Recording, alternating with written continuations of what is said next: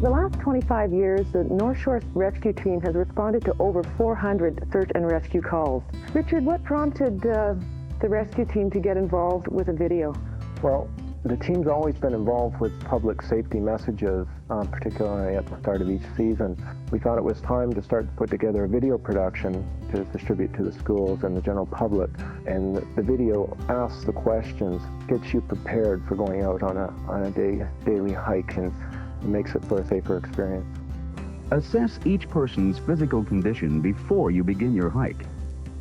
Hiking is only enjoyable when every member of the group is comfortable with the pace, the elevation, and the distance you're traveling.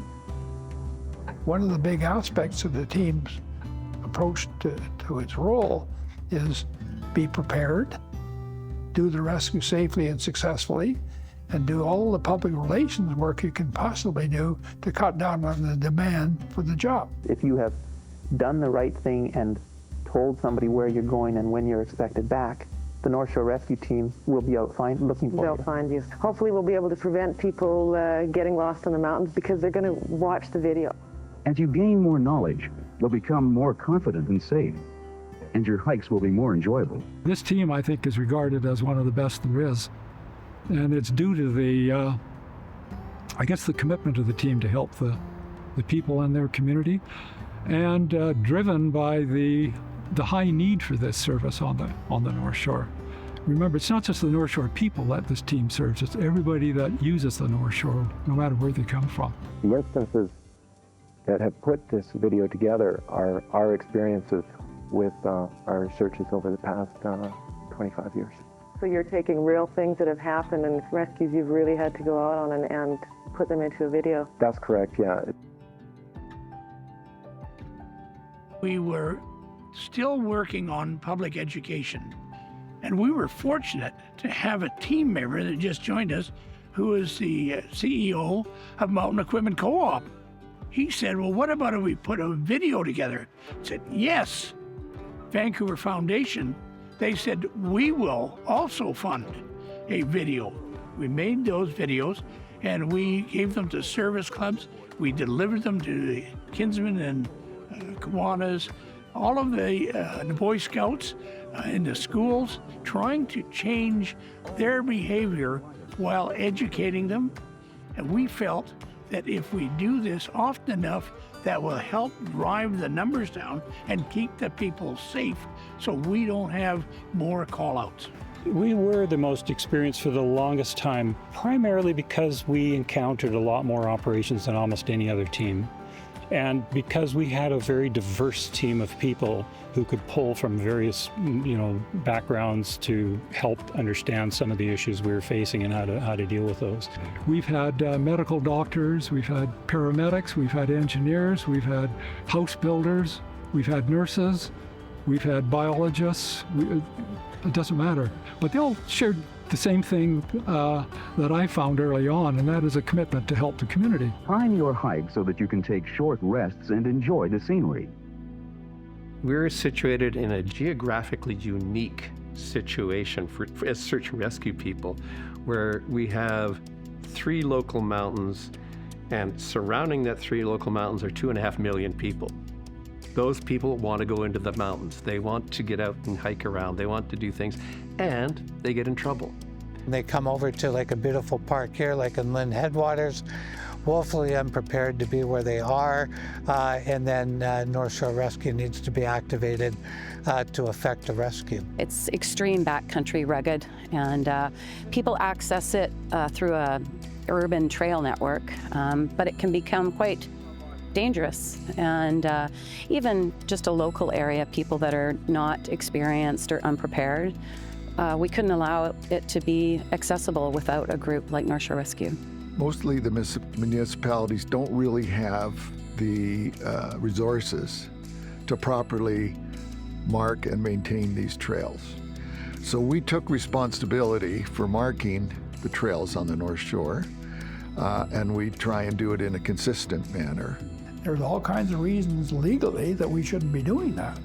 But by the time you wait for bureaucracy to decide to create and put a sign up on a tree, our guys are in there after an incident, nailing some signs up so we don't get another call in the same place 2 nights later.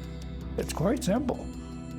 We're probably in the best position because we know where the problems occur and we know how we can mitigate most of them.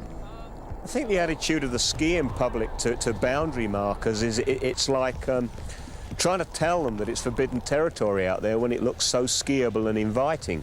The thing that they don't realise that all these boundaries usually protect them from pretty severe obstacles that are just beyond their line of sight.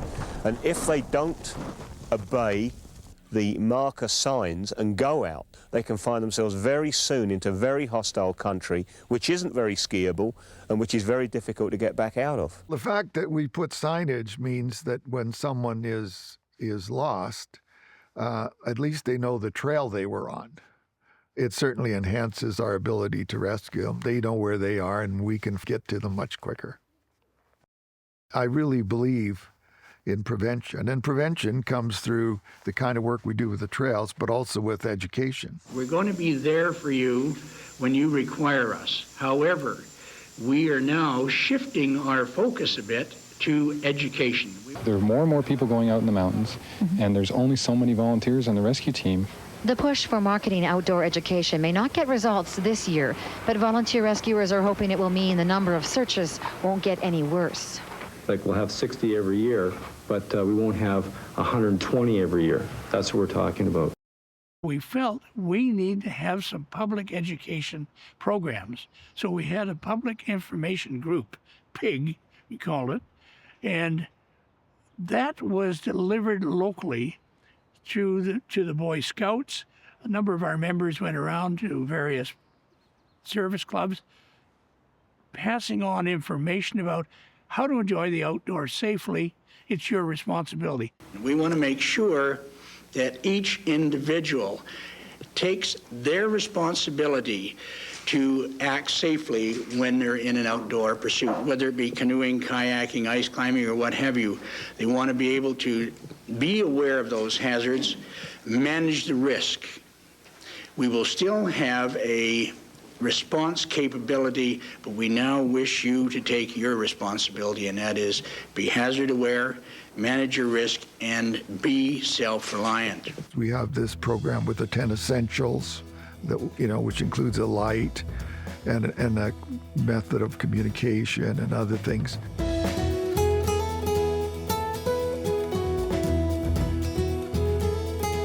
And there are actually 11 now because we're telling people to carry an extra battery with them for their cell phone. Ross Peterson and Ken Hopkinson were able to find a program called Hug a Tree and Survive. A program written by a chap in California. He had written the program in response to a circumstance he had involved with a search for a young lad, and the kid kept chasing around in the forest looking for a way out of his circumstance, and as a result they never found him because they'd searched an area he'd been through and he was back and forth in the same area, ultimately found deceased. So Ab Taylor wrote the program Hug a Tree and Survive. Theory being, if you get lost, find a tree, put your arms around it and stay there, and we'll find you. So we brought the program up into British Columbia, we being Ken and Ross.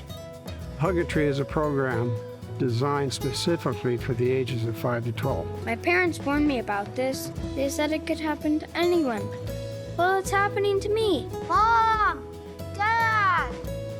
We talked about things that they could do to help searchers, and that would be to identify their footprint with a simple use of a towel and some tinfoil. If I blow my whistle, that will help them find me right here, safe by my tree. And also the use of a whistle, because we had to have the children scream out, call for help 2 or 3 times, and they found out their voice was hoarse and they couldn't do it. But with the use of a whistle, they could blow a whistle all day long and not run out. So the kids got a big kick out of that. A tree is a safe place to be if you are ever lost in the woods. So hug a tree and stay put. Your tree will shelter you, help you feel better, and keep you in one place so that you can be found. Mom! And then when you get up to the higher grades with high school kids, we'll tell them those stories because they need to hear them, because otherwise they feel oblivious to danger, They went around the province and presented this program to about 26,000 students in the lower southwest of BC. The program became the base for the RCMP nationally, which eventually became part of and is now the base of Adventure Smart, which is a wonderful national program that is doing very well throughout Canada. The structure behind the Adventure Smart program in British Columbia stems from the BC Search and Rescue Association. So BC SARA, as we know it, is the entity that created Adventure Smart 20 years ago. There's 5 programs underneath the Adventure Smart umbrella. Hug a Tree and Survive program was the first one we brought underneath the umbrella. There was more search and rescue calls happening in British Columbia than anywhere else in Canada. And the BC Search and Rescue Association wanted to have an outdoor education program that is a part of the system that also supports response and also offer search and rescue prevention outdoor education. We, since its inception, have partnered with them because we recognize its great value in providing safety and in minimizing the number of incidents that occur. The BC Adventure Smart program, in conjunction with North Shore Rescue's outdoor education program, we work together to educate the community to keep that engagement strong with enthusiasts so that they can be prepared and they know how to help reduce the number and severity of search and rescue calls. It takes a team. We have 3 people here from North Shore Rescue, and they're going to be leading the workshop. And that's a really important role that North Shore Rescue has been played and is playing in the society as well, because if you can just raise that awareness a little bit, that will avoid a lot of hours of the searchers' time that goes into it. There's, going out and delivering programs to kids in the schools on, Hug a Tree, which is through Adventure Smart, going and working with Boy Scouts or Girl Guides, and talking about ways that they can be safe outdoors. That Adventure Smart program is amazing. They put out videos, they have webinars now, and our members have been on the webinars and talked about hiking in the outdoors, what to do if you get lost, just good community outreach. Hey, my name is Mike Dank with North Shore Rescue. And I'm Kelsey Miller with Talon Helicopters. Together we can and will help support BC's autism community. So please get out and enjoy the outdoors safely. It's really important to us to try to work directly with neurodiverse populations and try to communicate directly to them, because it's quite possible that much of our educational material is targeted at a very general audience and might not be speaking to some of those folks, and those are some of the folks that might really need to know things and really benefit from understanding that. And we're really grateful for the community support and the experts and the people in the community that have come forward to work with us. I'm kind of reflecting back to COVID when we couldn't get out to the community. So we actually pivoted and we created an interactive safety video that we could share with the whole community throughout the province of BC and still get our safety message out there. Yeah, we should probably stick to the main trail. You are a person going on a hike, it's first person, so you're seeing their vision. You're going with a friend hiking and you make decisions. This trail is easier to follow. I think we should still have enough time to make it to the top. And we're also able to put other things that pop up along the way that will educate you, like these are trail markers and they look like this, or maybe a pile of rocks might be a trail marker. So that kind of information does pop up along the way. Yeah, we've come this far. I don't want to miss the view. Most people play it, say they like to make bad choices to see what happens, which I still think is educational. The data was interesting, like the views and a lot of repeat plays was what we saw too. So it's definitely, I think it worked in the sense of we're not just telling you information video. It's a really engaging way to get it across. I think it could be used in all kinds of training and different scenarios. We made it. There's really no reason you can't be prepared before you head out there. The resources are easily accessible and they're easy to use and they set you up for success. And the idea is so that everyone reaches their destination and their destination is always home. We certainly want to acknowledge the funding that both provincial and federal governments give to these various programs, which are very important in both saving lives and minimizing the impact of incidents. Keep the Adventure Smart 3 T's in mind: trip planning, training, and taking the essentials. The backcountry is here for us to enjoy. And our goal as an organization is to get people out into the backcountry, into the North Shore Mountains, to enjoy them and to enjoy them safely. It's certainly our intention for people to be able to navigate on their own, to go out, have a good time, and come back safely. That's what we really want. I actually had 2 parents come to me saying, my son got lost, or he thought he was lost. He sat down and waited for us. And thank you very much. Tremendous satisfaction for myself. Everything that we've done is really a result of the motivation of our members to serve our community in a better way. I think with the work we do when we upgrade trails, we'll never really know how many people we helped. No rescues is the best situation to have.